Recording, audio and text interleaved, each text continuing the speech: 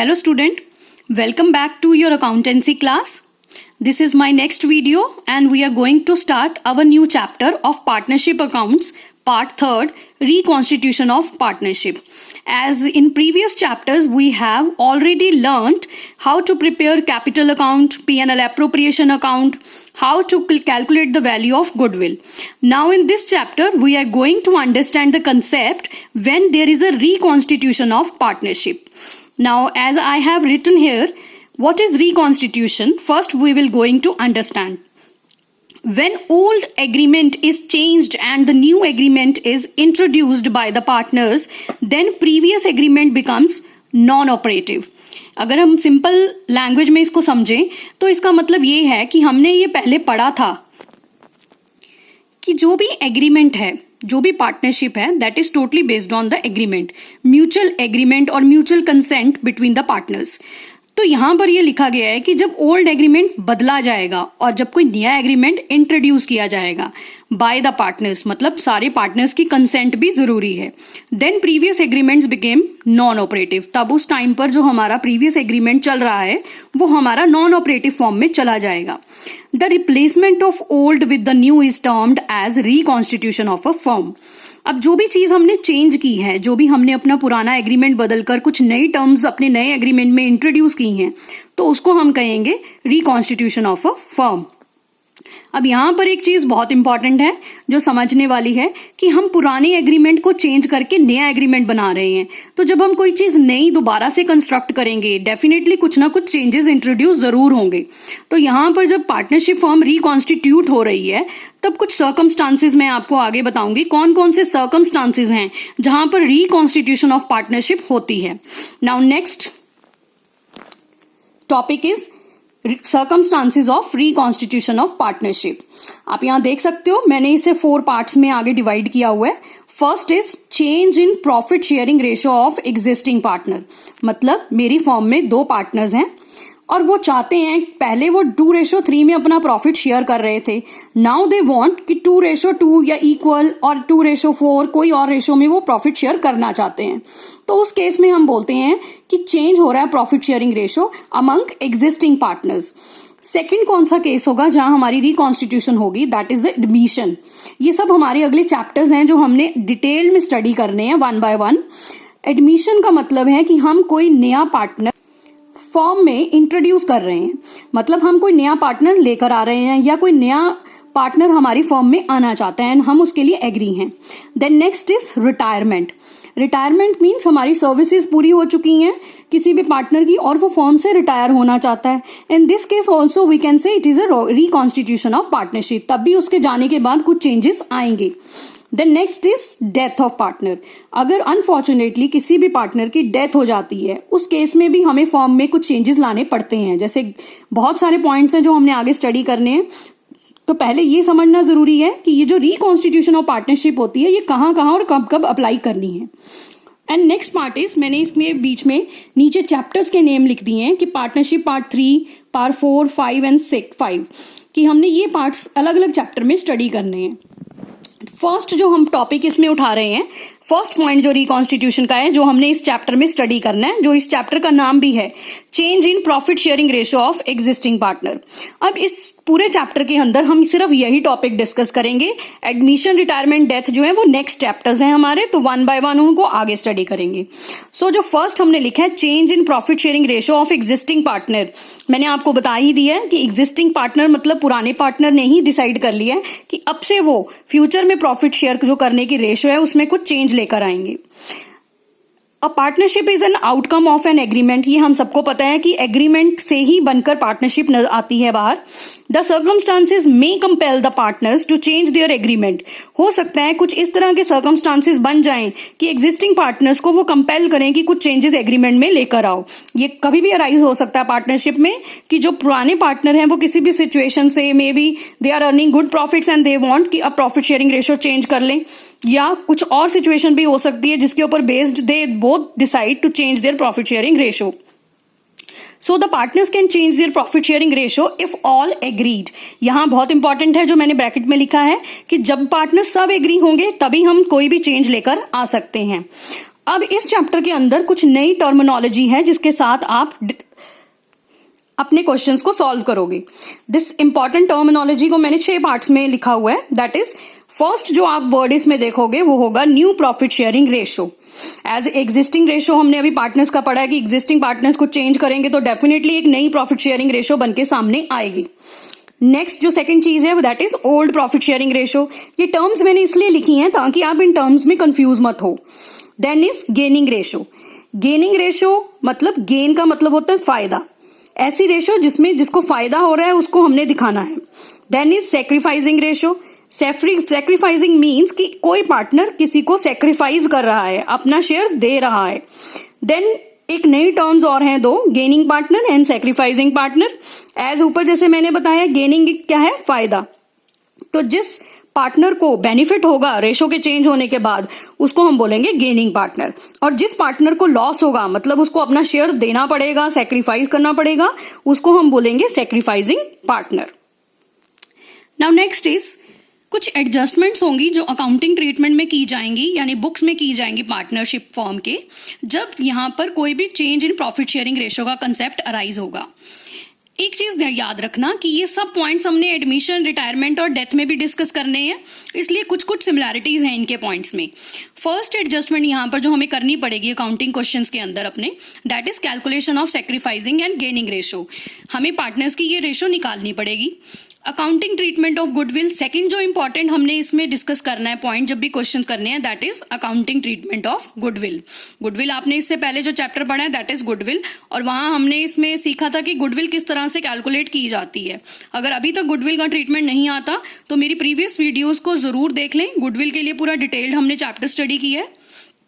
Accounting treatment of reserves, accumulated profit and losses. हमारे business के अंदर कुछ रिजर्व्स होते हैं, कुछ अकमुलेटेड प्रॉफिट एंड लॉसेस होते हैं जिनको हमें ट्रीटमेंट करना पड़ेगा जब भी कभी चेंज होगी profit sharing ratio. Then revaluation of assets and liabilities and adjustment of capital. ये 5 की 5 एडजस्टमेंट्स हमें करनी है जब हमारे क्वेश्चन के अंदर, कंप्लीट क्वेश्चन के अंदर हम क्वेश्चन को सॉल्व करेंगे। बिफोर दैट हम पहले एक एक करके ये सारे पॉइंट इंडिविजुअली सीखेंगे। फर्स्ट पॉइंट जो हम इस वीडियो में डिस्कस करेंगे that is calculation of sacrificing and gaining ratio. Now I have taken one example. Here you can see question. A, B and C are partners in 3:2:1. 3 partner हैं A, B और C, और उनकी ratio भी दी हुई है। किस ratio में? वो ऑलरेडी अपने प्रॉफिट्स और लॉसेस शेयर कर रहे हैं। They agreed to change their ratio. अब उन्होंने एग्री कर लिया आपस में कि अपनी रेशो को चेंज करेंगे। अब यहां से आपको क्लियर हो जाना चाहिए कि ये क्वेश्चन कौन से चैप्टर का है। यहां पर ये क्वेश्चन रिकॉन्स्टिट्यूशन का है, मतलब इसी चैप्टर का है जिसके बारे में हम पढ़ रहे हैं। यहां कोई पार्टनर नहीं एडमिट हो रहा है, ना ही किसी पार्टनर की रिटायरमेंट हो रही है। तो कई बार बच्चे इस पॉइंट में कंफ्यूज होते हैं, तो ये पॉइंट अगर आप एक बार पढ़ के क्वेश्चन को समझना शुरू कर दो तो आपको आसानी से इन क्वेश्चंस में डिफरेंस नजर आएगा। The new ratio is 7:2:1। अब क्वेश्चन के अंदर इन पार्टनर्स की ने जो एग्री की है रेशो वो भी गिवन है, मतलब न्यू रेशो भी दी गई है। Find out their gaining and sacrificing ratio. इस क्वेश्चन के अंदर आपको ए, बी और सी तीनों पार्टनर्स की पुरानी और नई रेशो दोनों गिवन है, एंड उसने आपको क्वेश्चन में गेनिंग और सैक्रिफाइसिंग रेशो निकालने के लिए कहा है। यहां मैंने एक वर्ड लिखा हुआ है SON। अब आपको पता है इसकी प्रोनाउंसिएशन अगर हम इसे जोड़ दें दैट इज अ सन। अब ये हमारा फॉर्मूला बन जाएगा सैक्रिफाइसिंग रेशो का। नाउ यू कैन सी, अब मैंने क्या किया है, इसमें इज इक्वल टू लगा दिया, that is sacrificing ratio is equal to old minus new ratio. आपको फॉर्मूला याद नहीं होता तो आप SON सन को याद रखें, तो आपको फॉर्मूले में इज इक्वल टू और माइनस ही लगाना है। एक बार इस फॉर्मूले को याद कर लो, आपको किसी भी कैलकुलेशन की ज्यादा जरूरत नहीं पड़ेगी। गेनिंग रेशो के लिए भी फॉर्मूला है, but I want you to learn first sacrificing ratio formula, क्योंकि एक बार अगर आपको सैक्रिफाइसिंग रेशो का बारे में कंसेप्ट क्लियर हो गया तो आपको गेनिंग रेशो अपने आप ही क्लियर हो जाएगा। अब मैंने इस क्वेश्चन को सॉल्व किया है। मैंने तीनों पार्टनर की जो पुरानी रेशो है जो क्वेश्चन में गिवन थी 3:2:1। अब मैंने आपको पहले भी ये पिछले पार्ट में बताया था कि 3/6 कहां से आया, दैट इज 3 + 2 + 1। इन तीनों का टोटल जो होता है वो हमेशा उसका डिवीजन में लिखा जाता है। बी पार्टनर की जो ओल्ड रेशो है दैट इज 2/6, सी पार्टनर की जो ओल्ड रेशो है दैट इज 1/6, मतलब टोटल में से 1/6। और इनकी न्यू रेशो भी क्वेश्चन में गिवन है, दैट इज 7:2:1। ये रेशो क्या बनेगी, 7 + 2 + 1 is 10, तो it comes out to be 7/10, 2/10 and 1/10। Now question में उसने बोला हमें सेक्रीफाइसिंग रेशो निकालने के लिए, तो सबसे पहले मैंने पार्टनर ए की सेक्रीफाइसिंग रेशो निकाली है। अगर हम अपना फॉर्मूला यहां लिख लें, S = O - N, ये O है old ratio and N is your new ratio. तो ओल्ड रेशो पार्टनर ए की क्या 3/6 एंड न्यू रेशो पार्टनर की क्या है 7/10। तो ये आपका मैथमेटिक्स है। यहाँ पे मैंने फिर भी आपकी हेल्प के लिए, आपको इजी करने के लिए इसकी कैलकुलेशन बताई है। 6 और 10 का एलसीएम लेंगे, एलसीएम के बाद हमारे पास आएगा 30, देन वी डिवाइड, प्लस करने के बाद आपके पास 15 - 21 आ जाएगा, विच इज इक्वल टू -6/30। अब एक चीज का ध्यान रखना, आपका आंसर पॉजिटिव आता है तो ठीक है, नेगेटिव आता है तो you must have sign with it, क्योंकि यहीं से आपको गेनिंग और सेक्रीफाइसिंग का डिफरेंस समझ आने वाला है। तो सबसे पहले हम यहां पे लिख देंगे -6/30। Next is partner B. Partner B का ओल्ड शेयर कितना था 2/6 और पार्टनर बी का नया शेयर जो है वो क्या है 2/10। Then we will have 2/6 - 2/10 which comes out to be after calculation 4/30। अब यहां पर माइनस करने के बाद क्या साइन आया है, पॉजिटिव साइन, यहां माइनस नहीं आया। And the last topic is C. हमारा सी पार्टनर है, उसका ओल्ड शेयर है 1/6 और न्यू शेयर है 1/10। ये कैलकुलेशन के बाद आया है 2/30। ये भी आपका आंसर पॉजिटिव ही आया है। अब एक चीज आपको मैं यहां लिख देती हूं, अगर आपका आंसर पॉजिटिव आता है सेक्रीफाइसिंग रेशो वाले फॉर्मूले का, देन आपका जो है वो सेक्रीफाइसिंग पार्टनर है, और अगर आपका आंसर नेगेटिव आता है तो that partner is your gaining partner. आपको यहां से ही क्लियर हो जाएगा। आपको अलग से गेनिंग रेशो का फॉर्मूला भी मैं बता दूंगी, बट मीन टाइम आप इसी चीज को याद रखो कि इस फॉर्मूला का अगर आंसर पॉजिटिव आता है then it is a sacrificing partner और sacrificing ratio. If it is a negative then it is a gaining partner. अगर हम फाइनल आंसर देखें इस क्वेश्चन का, ए, बी और सी की गेनिंग और सेक्रीफाइसिंग रेशो अगर हमने देखनी हो तो एक चीज देखो ध्यान से, this is 6/30, this is 4/30 and this is 2/30 and this is negative. तो क्वेश्चन में हम इसको ब्रैकेट में भी रख सकते हैं कि 6/30 is our gaining ratio and sacrificing ratio is 4/30 and 2/30। एक चीज जो बड़ी इंपॉर्टेंट यहां पे नजर आ रही है, अब ये दो पार्टनर सेक्रीफाइस कर रहे हैं, इसका मतलब ये लॉस में आ रहे हैं, दैट इज 4 + 2 is 6। तो इन दोनों का टोटल हमेशा गेनिंग पार्टनर से मैच करेगा अगर आपके क्वेश्चन में गेनिंग पार्टनर आ रहा है। तो क्वेश्चन में ये चीज आप चेक भी कर सकते हो कि जो सेक्रीफाइस कर रहे हैं क्या वो गेनिंग पार्टनर का शेयर उसको मिलाकर आ रहा है या नहीं। ये बहुत ही इंपॉर्टेंट चीज है। Here I have written this line that the sum of sacrifice is equal to gain. मैंने यहां पर ये लाइन इसीलिए लिखी है कि सेक्रीफाइस का टोटल हमेशा आपका गेन आना चाहिए, ये बहुत जरूरी है। Now we are going to take our next question, जिसमें हम इससे कुछ डिफरेंट कंसेप्ट सीखेंगे। X, Y and Z are partners sharing profits in 5:3:2. Calculate the new profit sharing ratio. Calculate gaining and sacrificing ratio in each of the following case. अब आप ध्यान से देखो, इस क्वेश्चन में हमारे पास सिर्फ ओल्ड रेशो गिवन है और उसके अलावा कुछ भी नहीं गिवन है। यहाँ हमें न्यू रेशो भी निकालनी है, गेनिंग और सेक्रीफाइसिंग रेशो भी कैलकुलेट करनी है। अब इसमें कुछ केसेस हैं। फर्स्ट केस हम ले रहे हैं, इफ Z एक्वायर्स, इनमें से कोई एक पार्टनर है वो एक्वायर कर रहा है 1/5 शेयर फ्रॉम X, मतलब किसी एक पार्टनर से कोई दूसरा पार्टनर शेयर ले रहा है।